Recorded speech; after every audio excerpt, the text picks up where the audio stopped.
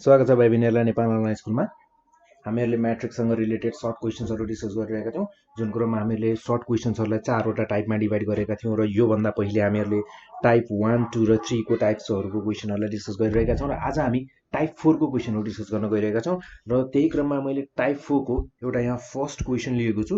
जस्तै हामीहरुलाई यो क्वेशनमा दुईटा म्याट्रिक्स गिभन छ र यो म्याट्रिक्स यहाँ हामीहरुलाई क्वेशनमा के भनेको छ भने यो दुईटा म्याट्रिक्स जुन गिभन म्याट्रिक्स छ यो दुईटै म्याट्रिक्स एकअर्काको इन्भर्स छन् भनेर भनेको छ र त्यसैगरी यदि यी दुईटा एकअर्काका इन्भर्स छन् भने हामीहरुको x को भ्यालु कति होला क्याल्कुलेट गर भनेर भनेको छ।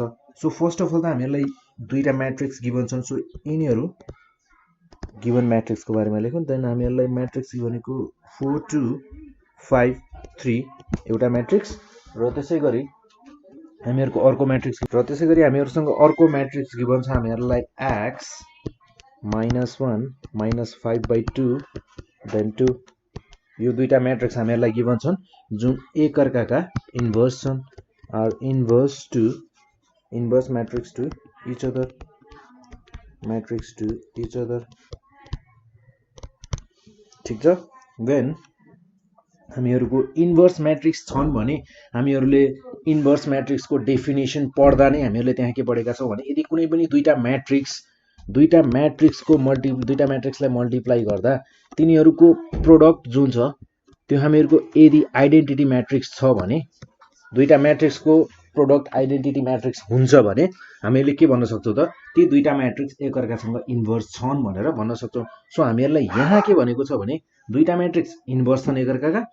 सो यदि यो कुरा भनेको छ भने हामी यहाँ के लेख्न सक्छौं त दुईटा म्याट्रिक्सलाई मल्टिप्लाई गरेर यिनीहरुको प्रोडक्ट भनेको आइडेन्टिटी म्याट्रिक्स छ भनेर लेख्न सक्छौं। सो हामीहरुको फर्स्ट म्याट्रिक्स भनेको 4 2 5 3 देन त्यसैगरी मल्टिप्लाई टु x -1 -5/2 2 यिनीहरुको प्रोडक्ट भनेको हामीहरुको आइडेन्टिटी म्याट्रिक्स हुने भयो र आइडेन्टिटी म्याट्रिक्स भनेको हामीहरुको 1 0 0 1। सो यिनीहरुको मल्टिप्लिकेसन भनेको हामीहरुको हुन जाने भयो 4x - 5 then -4 + 4 5x - 5/2 then -5 + 6 is equals to identity matrix यानी कि 1 0 0 1। सो हामीहरुको यहाँ हामीहरुले फर्स्ट अफ अल यिनीहरुको क्याल्कुलेसन गरौँ र त्यसपछि हामीहरुले यहाँ यिनीहरुलाई दुईटा म्याट्रिक्स हामीहरुको लेफ्ट ह्यान्ड र साइड राइट ह्यान्ड साइडको म्याट्रिक्सहरुलाई हामी इक्वेट गर्न सक्छौं। यिनीहरुको करस्पोन्डिङ एलिमेन्ट्सहरु इक्वल छन् भनेर लेख्न सक्छौं। Then 4x - 5 5x - 5/2 0 -5 + 6 + 1 is equals to identity matrix. So equating the corresponding elements, then equating the corresponding elements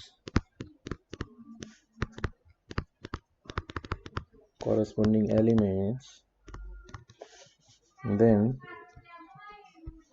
4x - 5 is equals to 1, then 4x is equals to 1 + 5 or 4x is equals to 6, therefore x is equals to 6/4 which is 2 3 is 6 2 2 is 4 3/2 हामीहरुको x को value भनेको 3/2 रहेछ र त्यसैगरी मैले चाहिँ यो 4x - 5 र 1 लाई इक्वेट गरे र तपाईहरुले 5x - 5/2 र 0 लाई इक्वेट गरेर पनि हामीहरुको x को भ्यालु भनेको 3/2 नै आउनु पर्छ। सो यसलाई पनि इक्वेट गरेर हेरौं।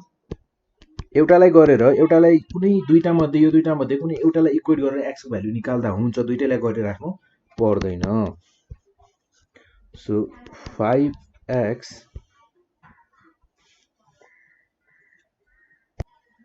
हामीहरुको यहाँनिर हुन्छ 15 then 15 5x is equals to 15/2 then x is equals to 15/2 into 5 5 1 is 5 5 3 is 15 then x is equals to 3/2 and the required value of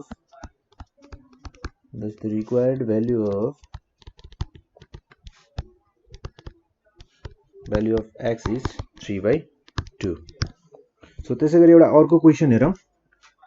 र हामीहरुको यो क्वेशन भनेको हामीहरुको 2074 मा सप्लिमेन्टको स्टुडेन्ट्सहरुलाई सप्लिमेन्टमा सोधिएको क्वेशन हो यो 2074 सप्लिमेन्टमा सोधिएको क्वेशन र त्यसैगरी एउटा अर्को क्वेशन हेरौं र यो अर्को क्वेशन हामीहरुलाई 2072 सप्लिमेन्टमा सोधिएको क्वेशन छ र क्वेशन छ हामीहरुको if the inverse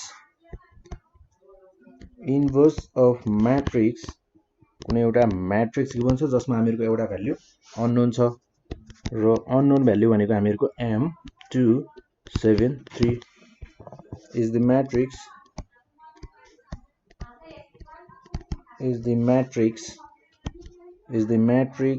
3 minus 2 minus 7 m. Find the value of m. So यदि यी दुईटा म्याट्रिक्स फेरि पनि यहाँ एकअर्कासँग इन्भर्स छन् भने यिनीहरुको प्रोडक्ट भनेको हामीहरुको आइडेन्टिटी म्याट्रिक्स हुन जान्छ. So here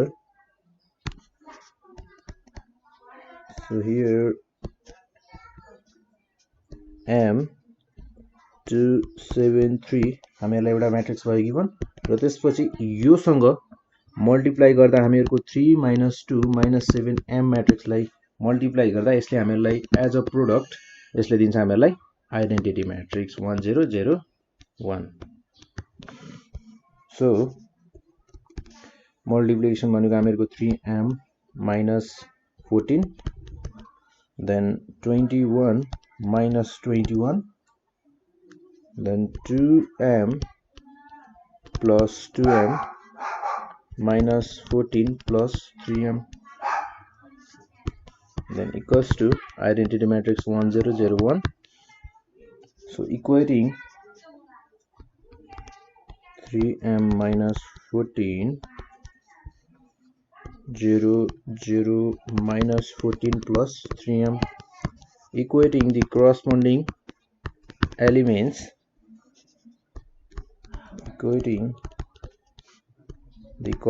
elements components जे भन्दा पनि भयो corresponding elements components we get 3m minus 14 is equals to 1 first element first सँग इक्वेट गर्ने भयो त्यसैगरी fourth element हामीहरुको fourth element सँग इक्वेट गर्ने 3m minus 14 is equals to 1 3m is equals to 1 plus 14 m is equals to 15 divided by 3 यानी कि m को value भनेको हामीहरुको 5 रहेछ र त्यसैगरी हामीहरुको फोर्थ एलिमेन्टलाई हामीहरुले इक्वेट गर्यौं भने पनि हामीहरुको आन्सर भनेको m को भ्यालु भनेको 5 नै आउनु पर्छ. त्यसैगरी यसलाई चेक गरौं हामीहरुको 3m minus 14 नै छ यसमा पनि इज इक्वल्स टु यहाँ पनि हामीहरुको m को भ्यालु भनेको 5 आउने भयो. Thus the required value of m is 5.